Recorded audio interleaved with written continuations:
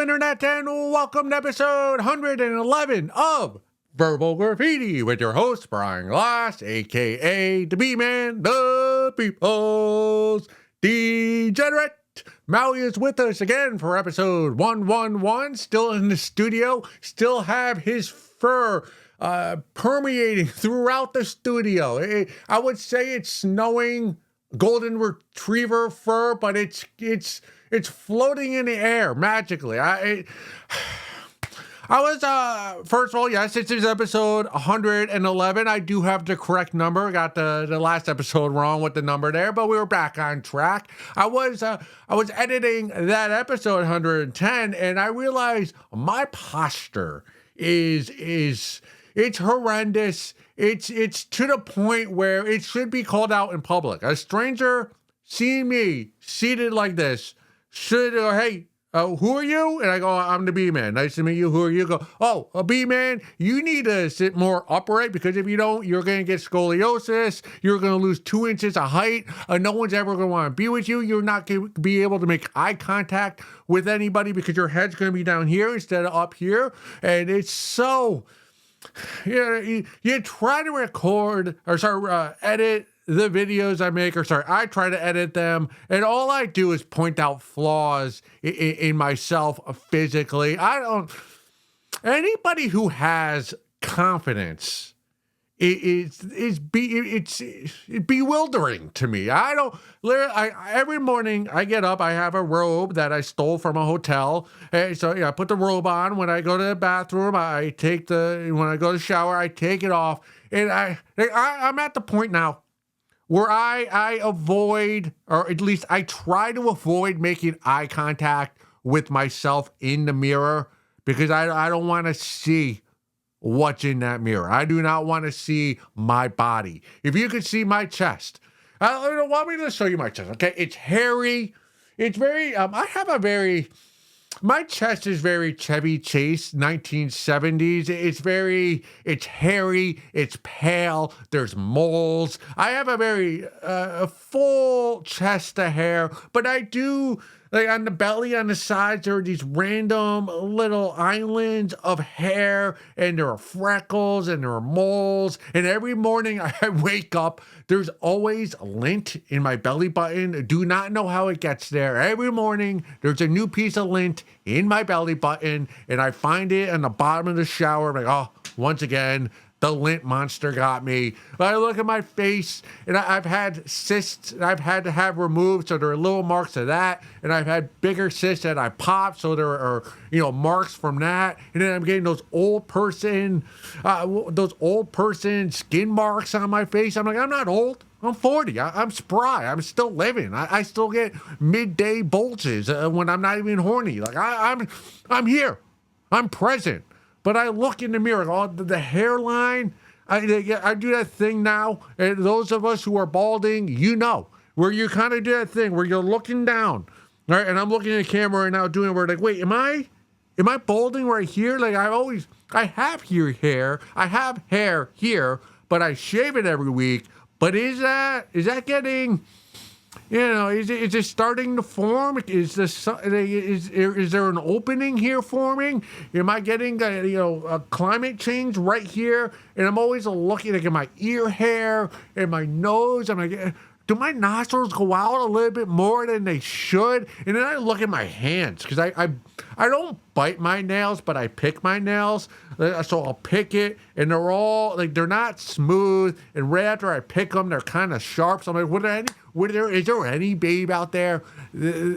Honestly, if I finger pop a babe after picking my nails, that might be a sexual crime, because it's going to cut her. And then I also, my hands are dry, and there's no calluses, because I don't do anything worthwhile to make money with my hands. I don't make anything.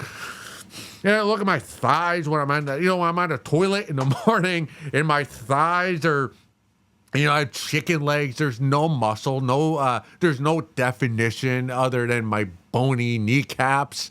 And I look at my feet and my big toe, and then I have part of my shin has no hair, because I wear tight pants, because I don't like the new baggy pant style because it reminds me of the late '90s, like new metal, skateboarder. So there's no way I'm ever going back to that fashion. So I still wear tight pants. So it presses up against my shin, so I don't have some hair right here, random bald spots.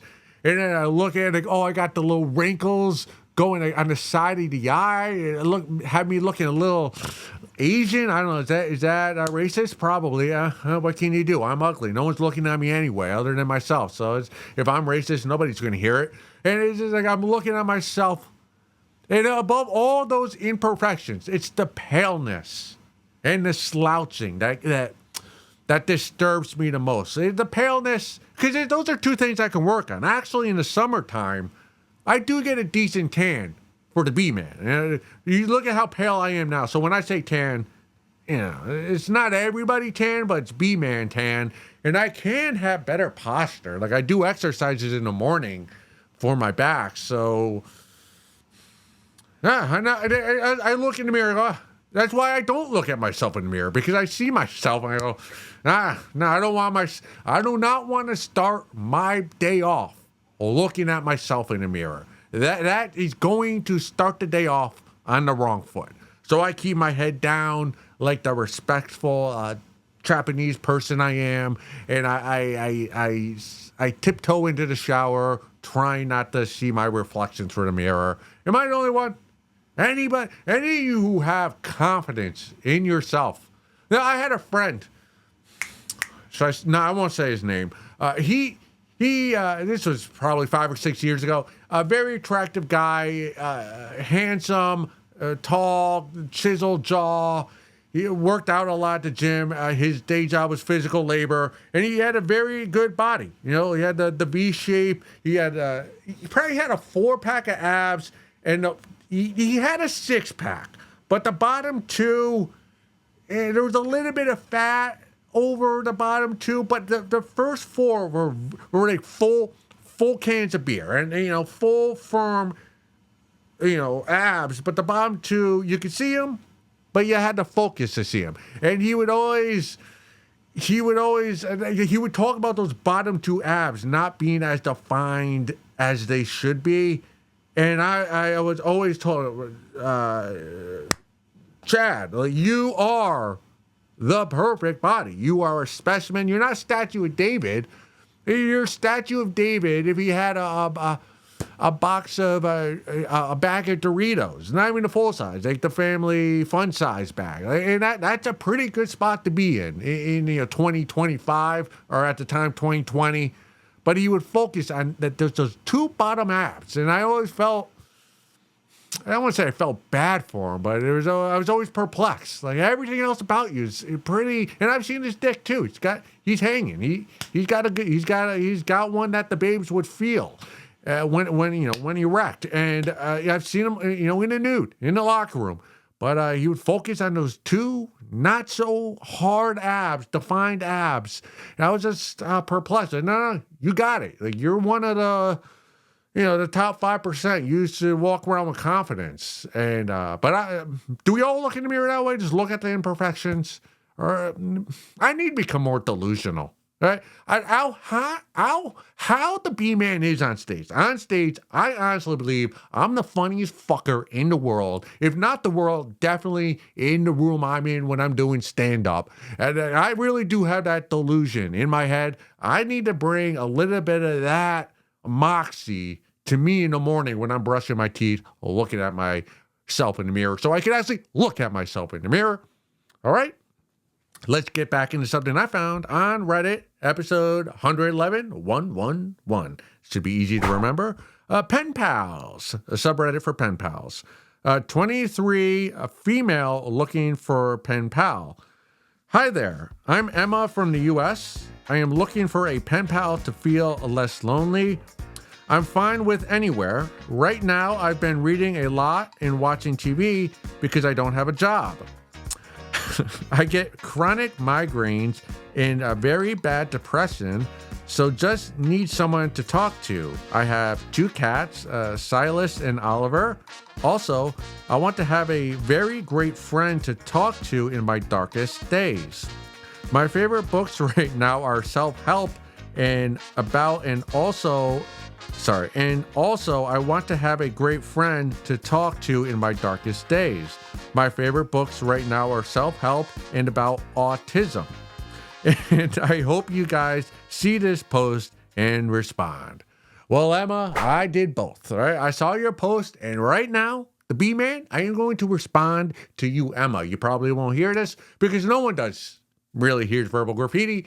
But in this imaginary world I made up, I am going to respond to your post. Emma, you are going to have a challenging time finding a pen pal to write back and forth with you, because what you've done in your post is you backed up the truck and dumped all of your emotional and mental garbage onto Reddit for all of us to see. So it is going, any person who would be uplifting to you is already too scared to even fuck with you in the slightest bit. So if you do find a pen pal, it is not going to be the one who's going to help you. Anyone that could be helpful is too scared off by your paragraph. You pretty much dumped everything that's wrong with you. Depression, unemployed, autism, living with 2 cats, you get migraines, you can't go out in the sun. You are what, when people say wet blanket, Debbie Downer, piece of, they stepping on dog shit, you are all of that. All of those sayings, this is who you are. And I question, Emma, whether you graduated high school or not. Did you not take English class? You said from the U.S., so I'm assuming you're American, you're 23, so you must have gone to high school. But did you pay attention in English class? When you're in high school, or maybe even middle school now, they teach you how to write a critical response. Now, we all know, all of us who have graduated high school in the U.S. know, when you're writing a critical, or you learn to when you write a critical email, you got to do it the sandwich. You need a simple sandwich. So you open up, so the way it is, so the 2 pieces of bread, right? The opening sentence of your email or your essay, you gotta come with something positive. So you gotta come. Let's say you're writing the B-Man a critic. Let's say I'm an employee of yours, the B-Man. I did something wrong, so you write me an email letting me know. You open it up with, "Hey, a B-Man, we love."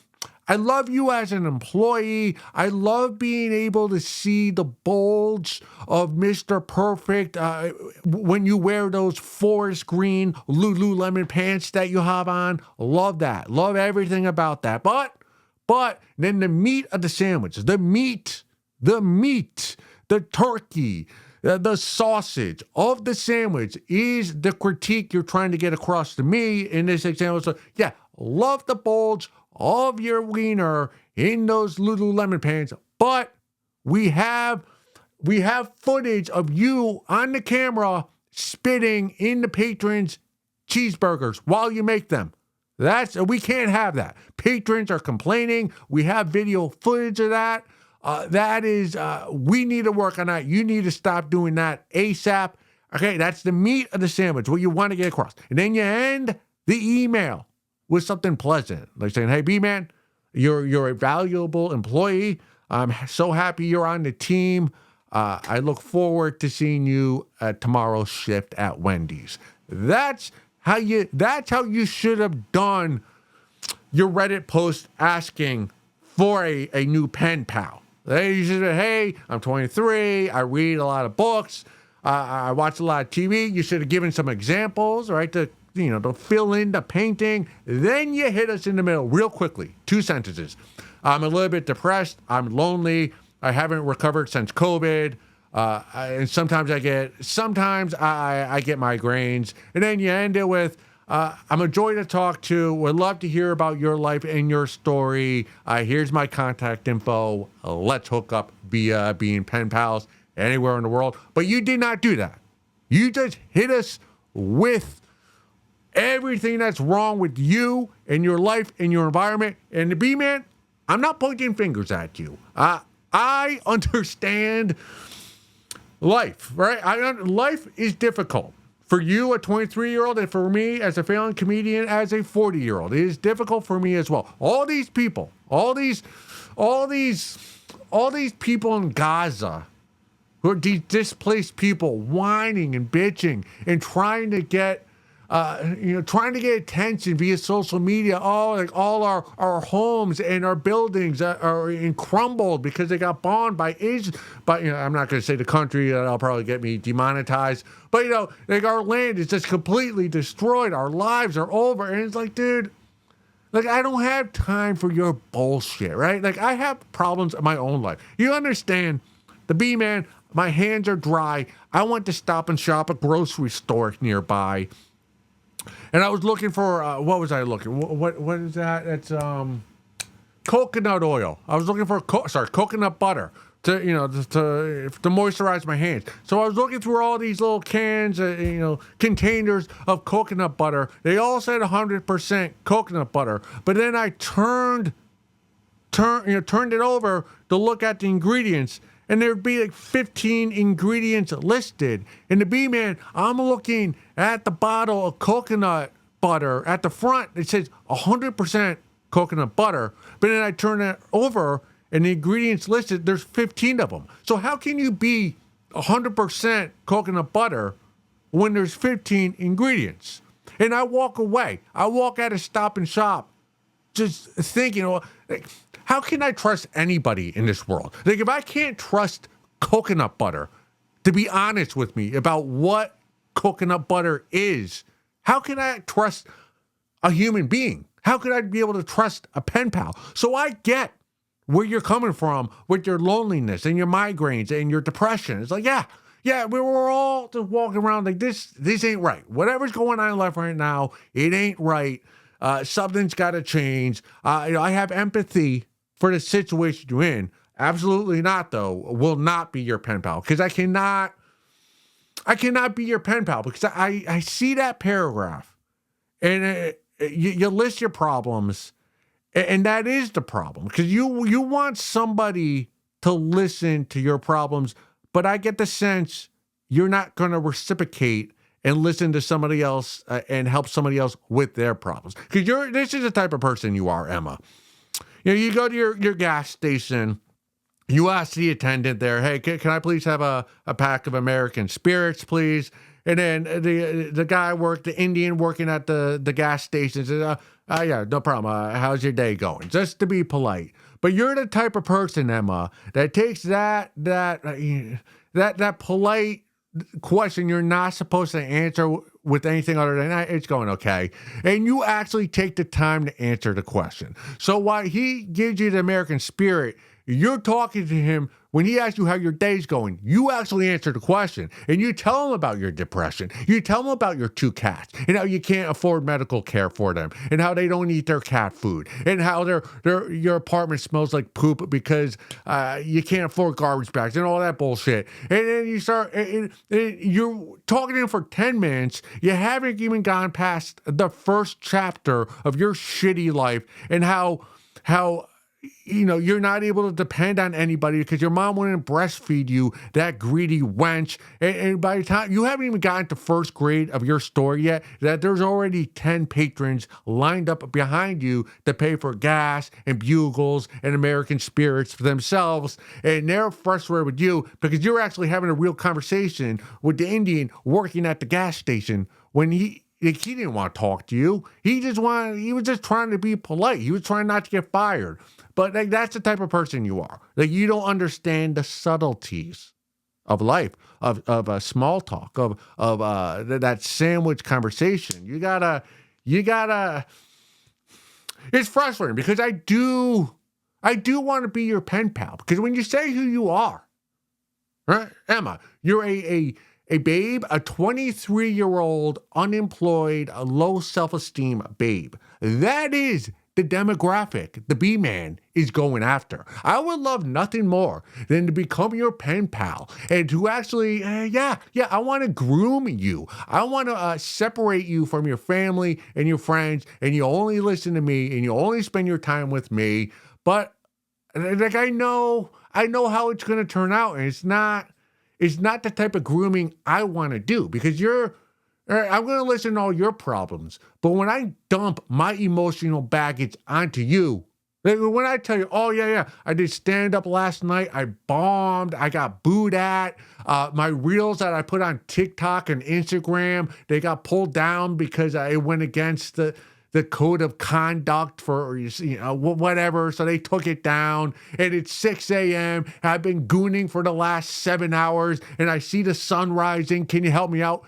You're not going to be able to help me out because all you want to talk about when we pen pal via WhatsApp are your problems. You're not going to give me solutions to my problems because you're so deep in your own problems, you can't help anybody else. So that's why, the B-Man, Emma, I will not be your pen pal, and life is not looking up for you. But we thank you for listening to Verbal Graffiti, and let's go look at some photos.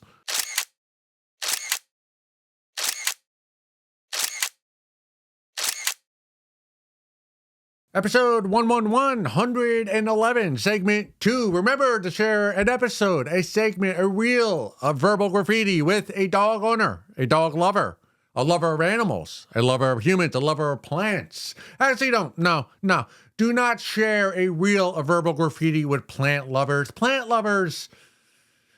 And when I say plant lover, I say I'm thinking outdoor plant lover. People who go to national parks and take photos of trees and tree huggers. Don't share Verbal Graffiti with tree huggers. We don't want tree huggers being part of this project. Plant lovers, indoor plants, I fuck with those. Share episode 111, segment 2 with those indoor plant lovers. But outdoors, they can go fuck themselves. You know else who can also go fuck themselves and not physically, just more mentally fuck themselves is any adult who eats Oreos. I don't respect you. I don't know there's no other way for me to say it other than to give you a look of contempt that would tell you quite clearly with my eyes that I don't respect you. If you're an adult eating Oreos as a snack, there are some snacks you need to leave behind in childhood. You cannot be having Oreos post 25 years of age. Now, if it's one with your children, fine. Every rule has a, what do they call it? Every rule has one thing you do to break it in the English language kind of thing. Same thing with Oreo. If you have children and your child dips one in milk, so you dip one to have a moment with your child. When I see that as, oh, you're sharing a moment with your child, with your loved one, more so than eating the Oreo for the Oreo's sake. But if you're alone or with other adults without any children around and you get the 6-pack of Oreo and you take it and you're dipping it in milk or you're twisting it apart in a restaurant, a bar, or on a park bench, like, I will give you the stink eye. They'll let you know that I have no respect for you. Oreos, that's a child's game. It's because eating an Oreo is an activity. You don't just eat it. You turn it apart. You dip it in a liquid, usually milk. If you're one of those weirdos, maybe syrup. But that there's too much that goes into eating that kind of snack for it to be an adult snack. So I can't fuck with you if you're an Oreo consumer. Same thing with Doritos. It's fine. It's fine if you're 15, you know, lunch, high school lunch, it's fine if you're eating Doritos. But if you're over the age of 30 and you're at the workplace and you eat the Doritos, it's not so much the Doritos that you eat, it's the sucking. Because when you eat the Dorito, you get the fake, the chemical cheese, whatever that stuff is. You lick it off your fingers, and you're sucking your thumb with a worker right next to you. That gives me the heebie-jeebies, and that's the type of thing where we could be best friends. If you eat Oreos, I won't tell your eulogy at your funeral because you're a Dorito eater, right? And you suck your thumb to get the cheese off in public. Like I'll go to your funeral out of respect. Actually, it's not out of respect. It's out of peer pressure. I will go to the funeral because of peer pressure. But it will not be out of respect, because you cannot respect an adult who eats Doritos and or Oreos as a snack as an adult. I'll go one further. Having a snack, an unhealthy snack, midday or late night as an adult. No, that's wrong. I'm talking this out loud, so my apologies for not having it completely succinct. Late night snack as an adult, A-okay, I'm cool with that. B-man, I will fuck with you. A midday, mid-morning snack as an adult, no go. That's childish. That is below you. You should not be doing that. Anybody who's, I need a 11 a.m. snack. I need some empty calories to get me to lunch. The respect meter goes down, right? It goes down. You lose power in my eyes. I can't have any of that. No. Will not have that in my life. That comes from somebody who just ate a black and white cookie yesterday, midday lunch. All right, I'm going to help Maui out, then I'll be right back.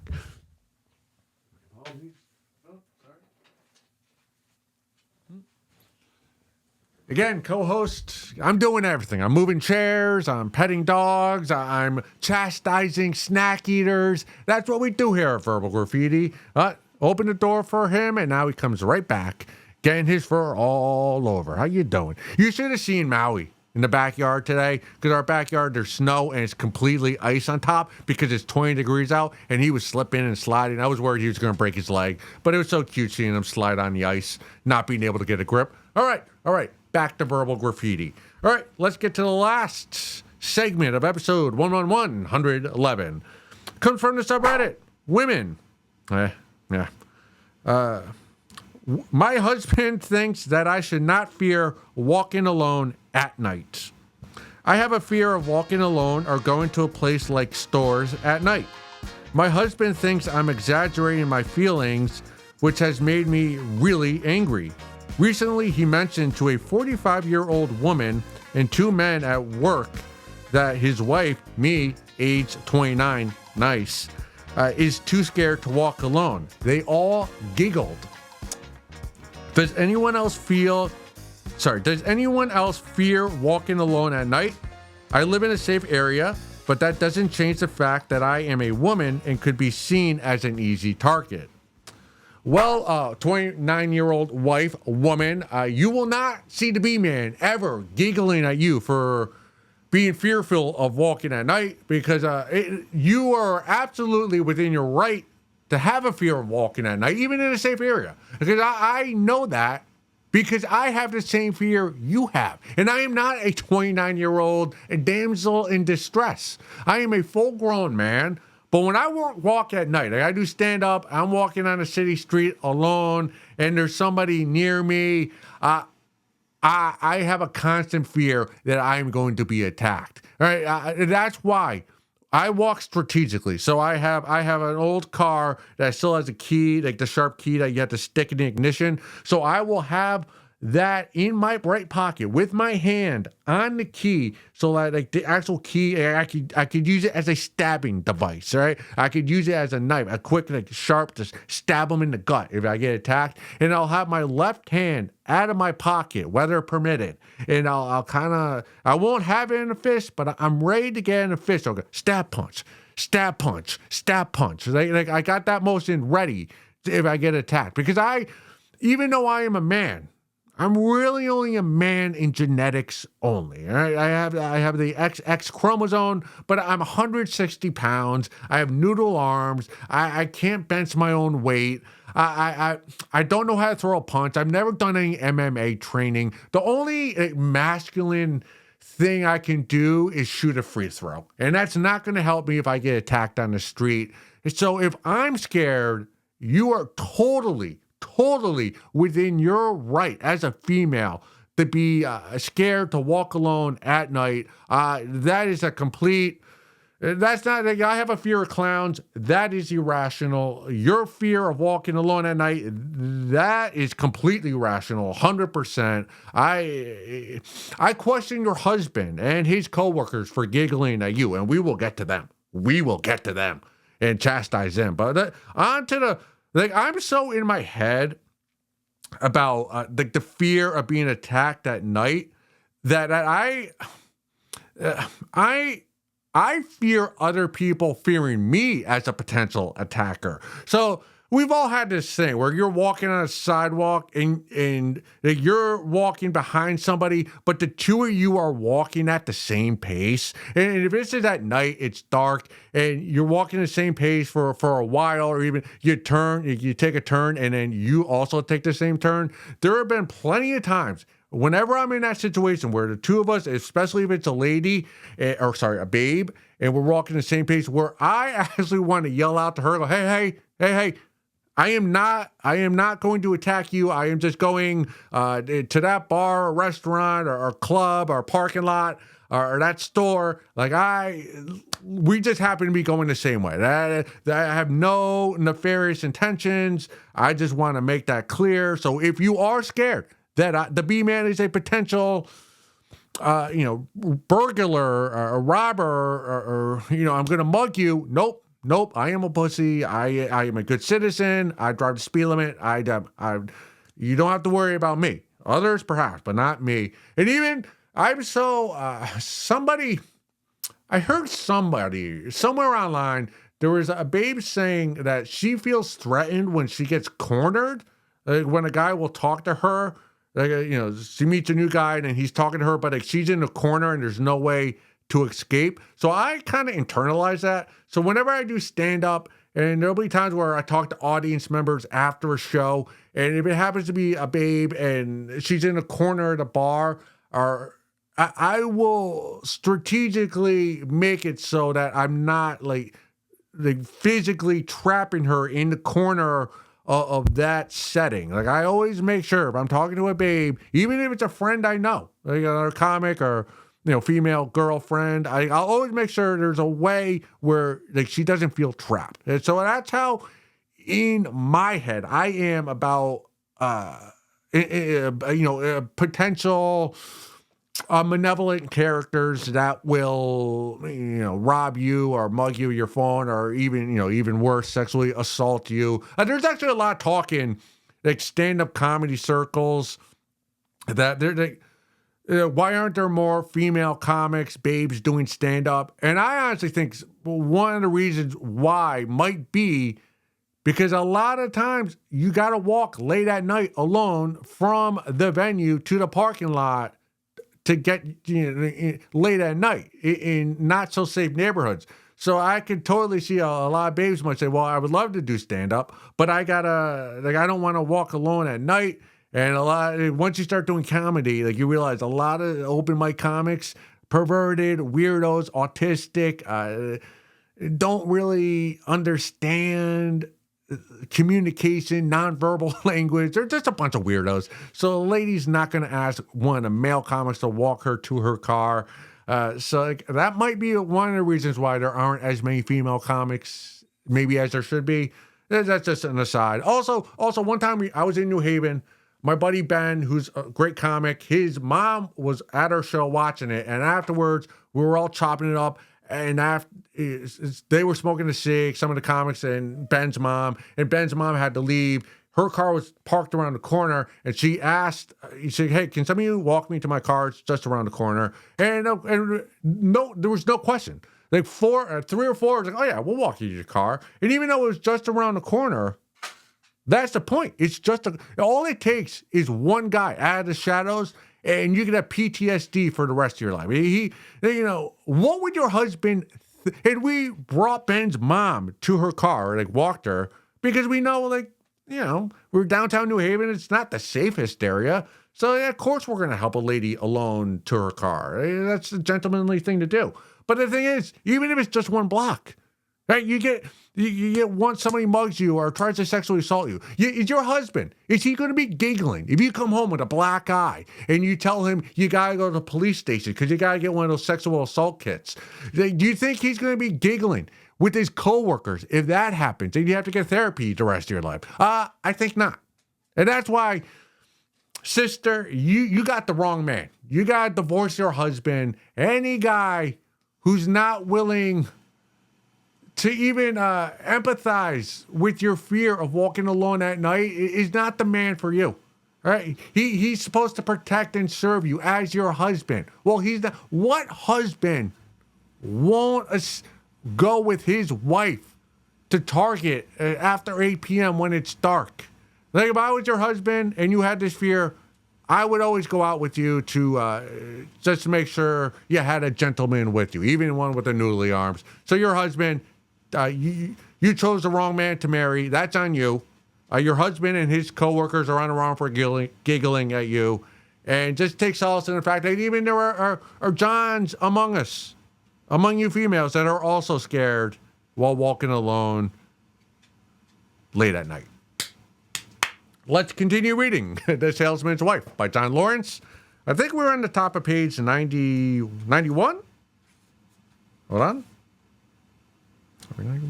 Yes, yes. Top of 91. We will read 2 pages together aloud if you are reading along. I want you, Alan mooled excitedly as Maui comes into the picture. I want to fuck the living daylights out of you. Oh, then do it, lover, do it, she cried, driven to the point of quaking lust by his thrusting finger strokes. Slowly, she pulled away from him as he eased his finger out of her stretched and steaming hole. She then moved quickly toward the mirror she had installed on the wall and knelt down, dog fashion, facing it. Damn, Alan thought, what the hell's she up to?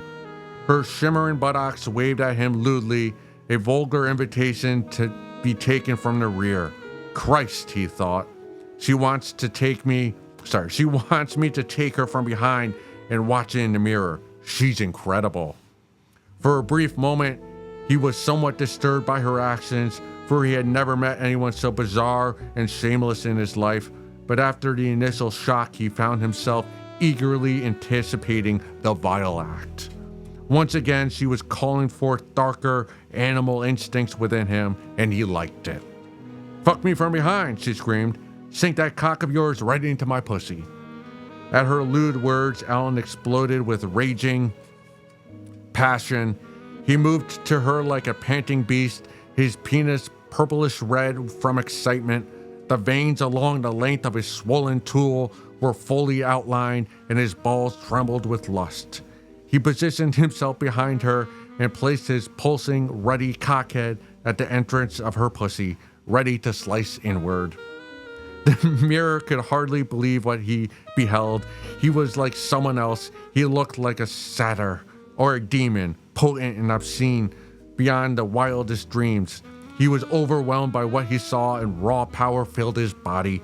He wanted to tear her apart with his cock, tear it to shreds with his incredible power.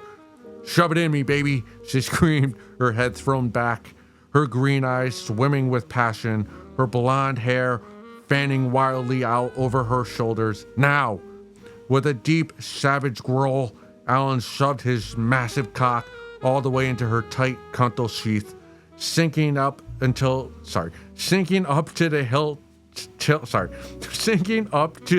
hilt till the wide base of his cock slammed against the curling outer lips of her vaginal entrance. Wet, slicing sounds filled the air, exciting them both. Oh, she moaned. You feel so good, so good. He began to move his cock in and out of her, slowly at first, as tantalizing ripples of pleasure washed through his body. Stella pumped back his exact timing to his lurid strokes, her vaginal walls growing moist and wide and clutching hungrily at his lust-inflamed ramrod. Go suck a fat one.